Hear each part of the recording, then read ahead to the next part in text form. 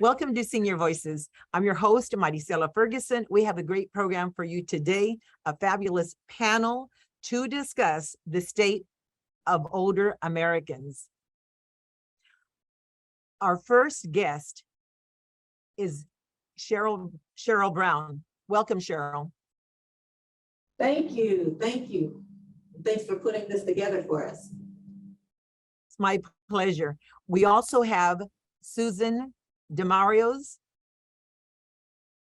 Good morning. Yes, Susan DeMorris, the Director of California's Department of Aging. Great to see you. Thank you. Miss Sharon Nevins. Yes, good morning, Marcella. Sharon Nevins, Director for the Department of Aging and Adult Services and the Public Guardian for the County of San Bernardino. And Miss Glenda Jackson. Good morning, Glenda Jackson, Interim Assistant Director for the Department of Age and Adult Service and the Chief Deputy Public Guardian for San Bernardino County Office of the Public Guardian. Thank you and welcome to all of you. I'm so excited because we have some viewers that are just so excited to get this fabulous information. We're going to get started. I wanted to ask the question, and perhaps I should start with Miss Susan. Can you give us a little background on our state master plan? And quite frankly, I have to tell you, I sometimes share with folks about the master plan, and then they say, well, what is the master plan? Who can help us out? Well, we have in this room two leaders, Cheryl Brown and Sharon Nevins, that have helped the governor and our legislature develop California's master plan for aging. It's a 10-year blueprint. It takes us 30. In 2031, 4 Californians will be age 60 or older. 1 out of 4 will be 60 or older. So we're trying to get ready for that inevitability. And the plan in our state, we're so proud. It looks, in the past, we would probably only look at what happens in the doctor's office or hospitals. And our master plan has 5 bold goals. We look at housing, we look at health, we look at equity and inclusion. We look at caregiving, whether you're taking care of somebody in your family or you're a paid caregiver. And we look at the high cost of aging in California. So we're looking at all of those areas over the next, now it's about 8 years remaining. Thank you. Miss Sharon, can you tell us a little bit about those 5 goals? Well, the 5 goals are designed to take us to the next level in aging by 2030.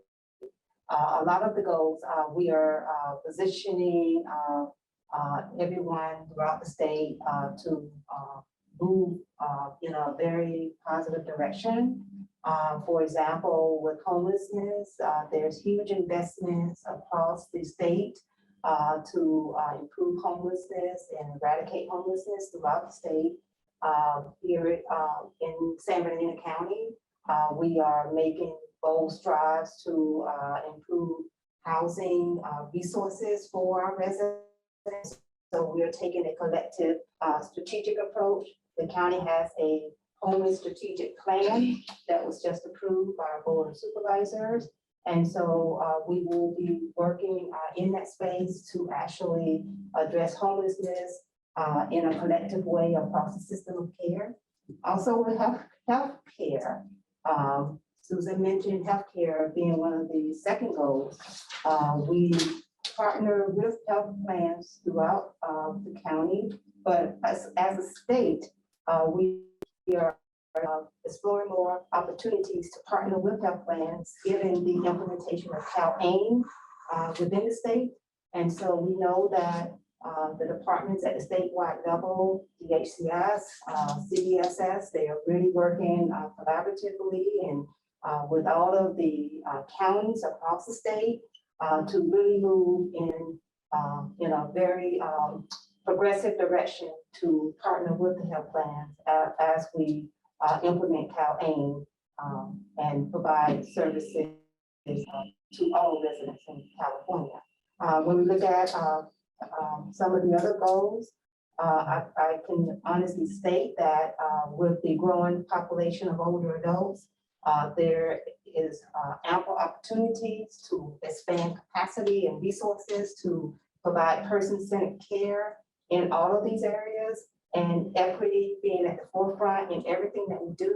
So I can go on, but we are super excited about implementing these 5 major goals for the master plan.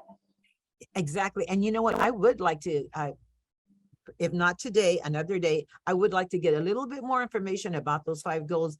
Also, I'd like to know, in regards to the 5 goals, perhaps Sharon or Miss Linda can tell us how were these goals developed? How did that happen? How did that come about? Well, it took us about, and I will answer that since that I was there from the beginning. But it took us about, it took us 1 year to actually develop this plan. And that was meeting, so we would meet and we would go over the framework.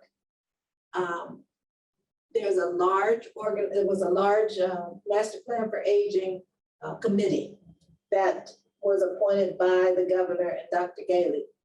And they gave us the charge that we wanted to come up with goals that we could meet and that could be met within the next 10 years. So we worked on it. Whenever it came to the equity piece, I looked at the and took on a lot of leadership for that piece, because I thought that we needed to make sure everyone was included. We need to make sure, and you notice you hear a lot of people talking about disabled people being a part of the aging spectrum. Well, we put that in there. So that's why you now hear so much about disability as well as aging. It kind of goes hand in hand. So we made that a part of what is important to the people in California. And we are just a lay group of people that were doing this work because we wanted to make sure that the future is better for those who are older than it is even now. And we're moving towards that. Right. And what is the state doing to help older Americans, older adults age in place? So this is an exciting time because we have a master plan for aging. We've seen billions of dollars go to older adults and people with disabilities that I promise you would not have happened if there wasn't a master plan for aging.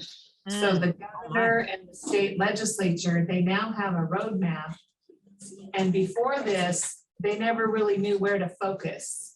And they would get a lot of requests from a lot of different people and they didn't know what was a priority. And so now they can look back to this and they try to line up the funding with these bold goals. And the other thing they did too, whenever we looked at, everyone was like she was saying, everyone was in silos and doing just their own thing.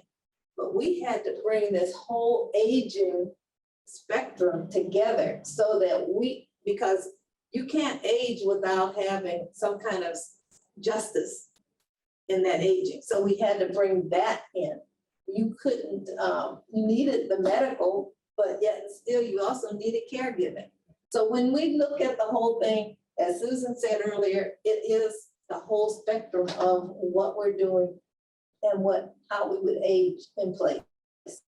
Now we're aging in place because we don't want people to go to nursing homes if they don't have to. Most of the time, Absolutely. if you're going to a nursing home, you may not need that 24-hour care. That's very expensive. And how many people would like to stay in their own home?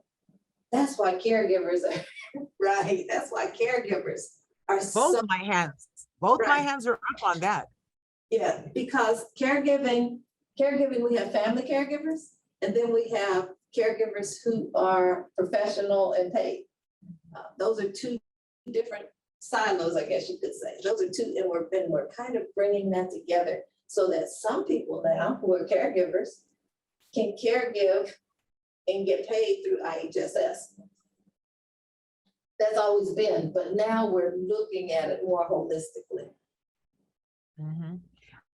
Also, I was gonna ask you, I've heard, I heard in the rumor control, but Sharon, were you, I don't know, was it Sharon or was it Cheryl? Somebody was involved in forming a group for caregivers, which, by the way, I'm very concerned because my father lived with me for, I don't know, 10 to 12 years while I was working full time.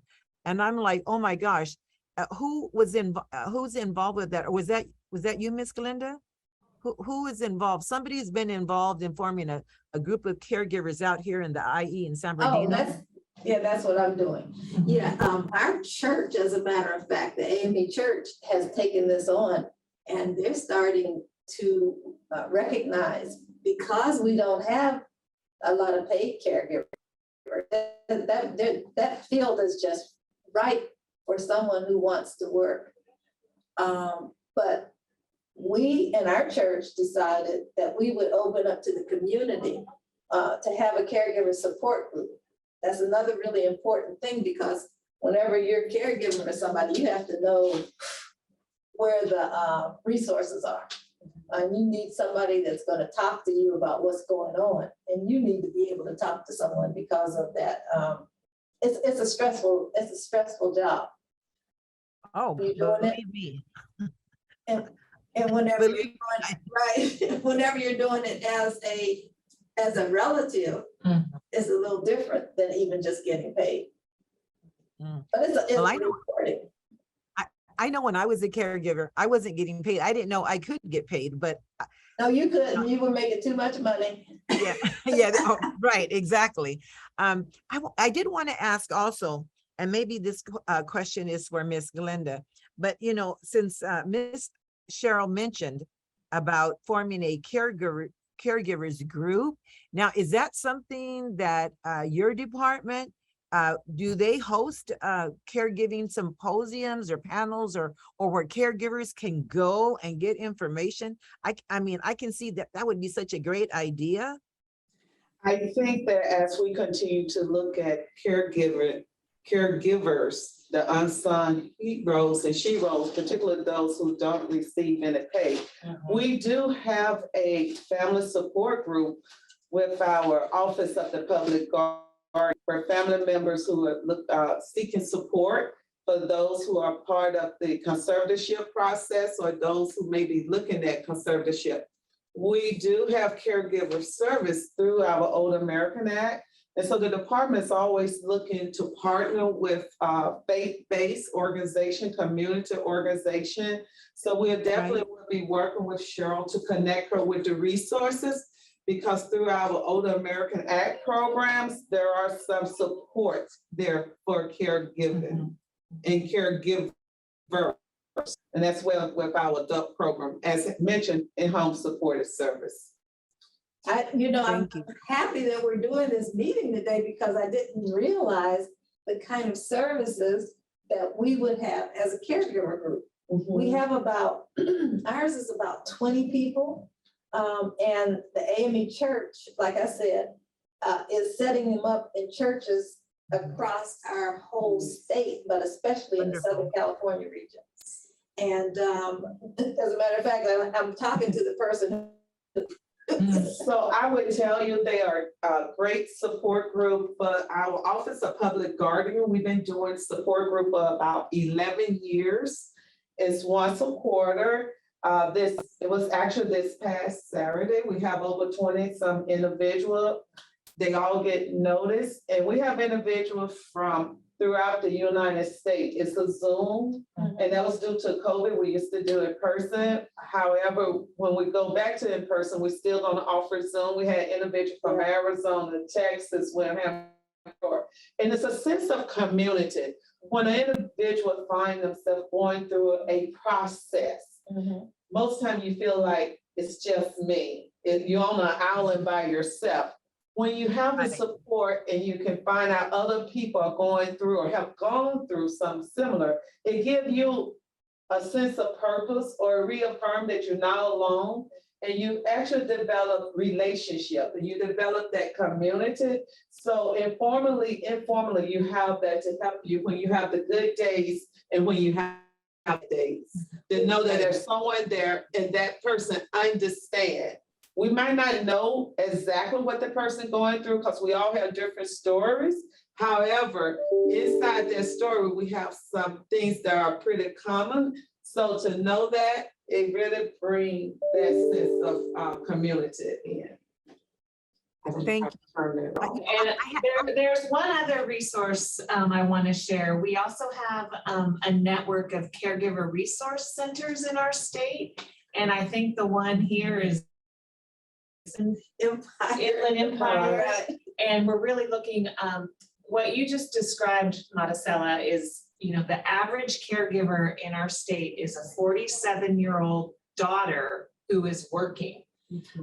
So Right, there's right. often a misconception that a caregiver is the wife at home. Right. That's the case a lot, but someone who's juggling, you know, maybe still raising kids, but also taking care of a parent and feeling very squeezed Yeah, and that was me. needing support and resources.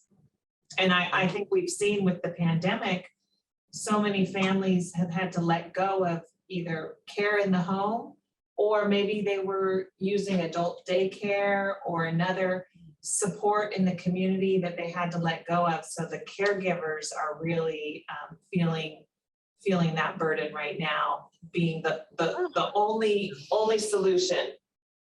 Right. Yeah, caregiving is just one of those things you do because you love that person. Exactly. Exactly. And that's why you do it, because you love that person. And I think another reason too is that we know when people remain in their home, they continue to thrive. Because that's what they're familiar with. And once you remove them, it's to a new surrounding. It's like everything changed because you have a sense of still independence when you're in your home, but when you move out of it, it seems like that is taken away. You know, that's a very good point. But getting also back to what Miss Susan was saying, if the caregiver doesn't take care of themselves, I know personally, I've seen caregivers that pass away before the very ill parent because they didn't realize, because they're neglecting themselves, that they themselves are sick and don't even have time themselves to go and to the doctor for their own dental or medical checkup.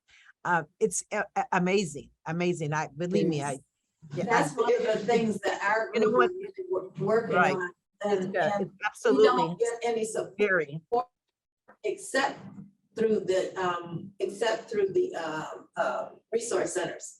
That's most of the support that family caregivers get. We don't get a chance to just go someplace and have a vacation. They have small chunks of respite that you can get. But then whenever the money is not there, they don't get it. And so you can't get that respite. So it's really important though. You know, I wanted to mention also, because I'm very concerned. I've had seniors who call me and they'll say, Maricela, they just announced right here in Rialto, I have had 2 or 3 seniors that called me and said, oh my gosh, they gave me a 30-day notice. They're raising my rent $500. When you're on Social Security, oh my gosh, I've actually gone and to advocate for them. And I was told this is low income housing, not affordable housing.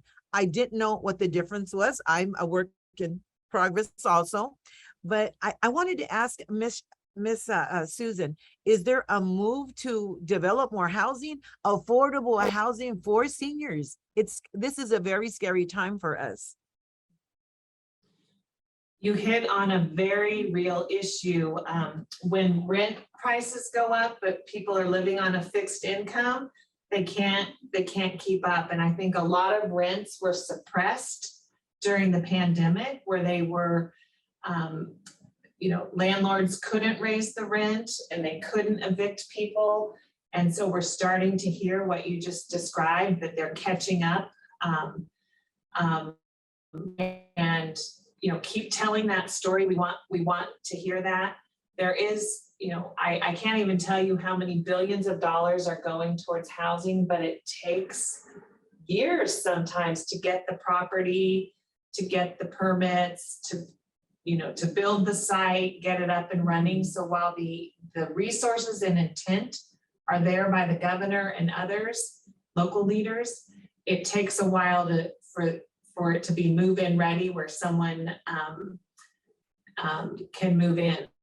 There's a big push statewide, I'm sure here in your county, where there's a lot of affordable and low-income housing under development, but that doesn't help people today that need a place to live. And I would like to say to the viewers that if you find yourself in a position where you cannot pay your rent and you're looking at homelessness or a possibility, please pick up your phone and call San Bernardino County Adult Protective Service.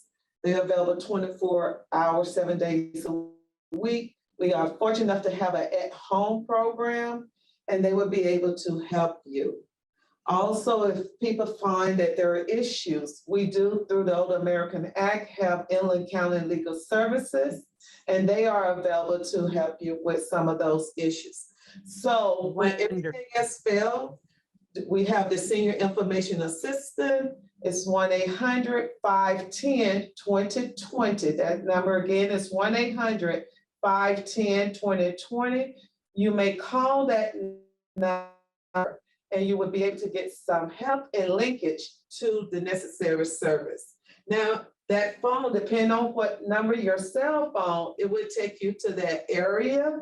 So if you have a 951 number, it might route you to Riverside County, but you can ask to be transferred to San Bernardino County.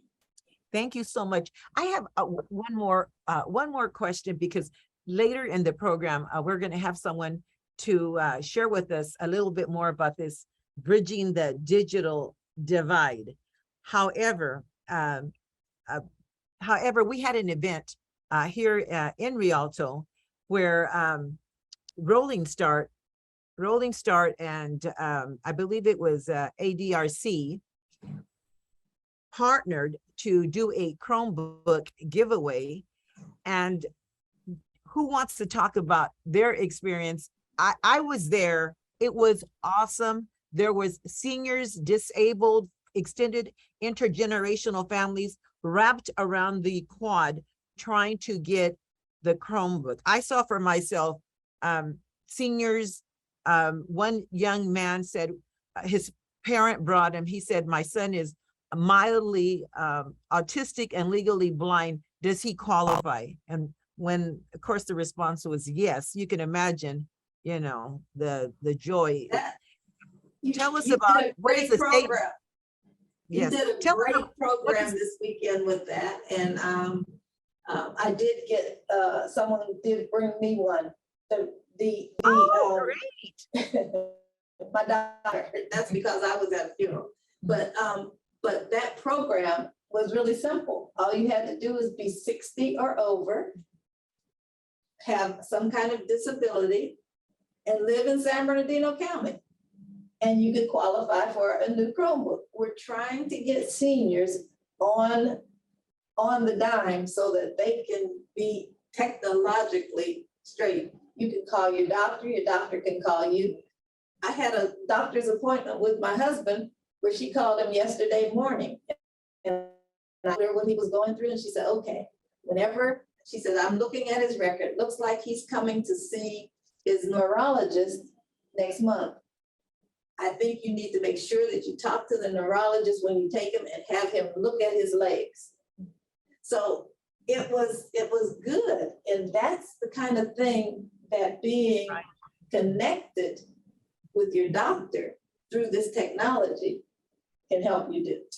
I think it's important to give credit to the California Department of Aging to make funding for these different initiatives. And the Department of Age and Adult Services working collaboratively to make sure that the seniors that would desire those Chromebooks get those Chromebooks through Rolling Start, as they are the ADRC. I was talking to someone about that, and they said, well, how are you going to know how to use it? You're giving us a Chromebook, and how do you? I said, well, on Wednesday, they put it inside the box that they sent you. I'm so glad that I went through this whole thing. And inside they said, please sign on so that you can learn how to use your Chromebook. So, and that was on yesterday, Wednesday. And I think that's the important thing. I really want to stress, particularly within San Bernardino County, in collaboration with our community-based organization, as well as the support from the state, California Department of Aging, that once we provide the service, we don't want to just provide it and leave it, because then that's not being effective. And so when we provide service, we want to make sure we always have that resource available for our older adults. So when they need that help with technology to bridge the digital divide, that they are able to receive it. Well, And I know would just add that, this is one of the examples where the solution sounds simple, but there's more to it. So we, at the state of California, we're getting those devices out. We're helping support the training. And then coming soon to this county and every county will be more resources that help things. Maybe someone needs a license. They want to get the Microsoft programs, but they don't have the money to do that. Maybe they don't have internet access. So this device will just sit on a countertop and not be useful. So money is also coming to the county this fall that will help with that internet access and some of the other things that people need, so they can really participate in online, whether it's doctor visits, some of the caregiver support groups are now on Zoom. So we want people to be able to access all of that. Counseling. Yeah. So it sounds like we're doing good work in the state. yes. As well as good work in our county. Yes. And we really do have to look at the leadership and look at what Susan Damaris is doing. Absolutely. And look at what Sharon Evans is doing, because these are our leaders that will take us to that next level. I'm no longer in the assembly, so that's not something that that I can't do any legislation. I can always advocate for it, but these ladies are really the ones that we're going to be looking at for the future of aging in Well, our thank state. you. Thank you so much. I want to thank Miss Glenda Jackson. We love you so much. Miss Sharon Evans, Cheryl Brown, we just adore you. And I want to say to Miss Susan Damaris, I really appreciate your activism. I appreciate your commitment to the senior population. We have so many older adults that they are counting on the good work of all of you. And so with that, thank you so much for your time. I hope that if we invite you back, that you will come back, right? Oh, yes. Oh, yes. And you can be very proud of your county, all the way up in Sacramento. San Bernardino is well known for doing great work and working together as a county, but also bringing in community-based organizations and nonprofits and the faith community. And you're well represented up in all of the leadership circles in Sacramento. You've got people from your county that are well represented there. Well, thank you. Thank you again. Thank you so much for everything you do and everything you're going to do. Have a nice day. Thank And you. thank you. Thank you. Come back. Get the word out. Come Bye-bye. back. Have a great one. Bye-bye. We want to thank our guests, and we hope that you enjoyed the panel discussion and that you found it informative and empowering. Thank you for joining us, and we'll see you next time.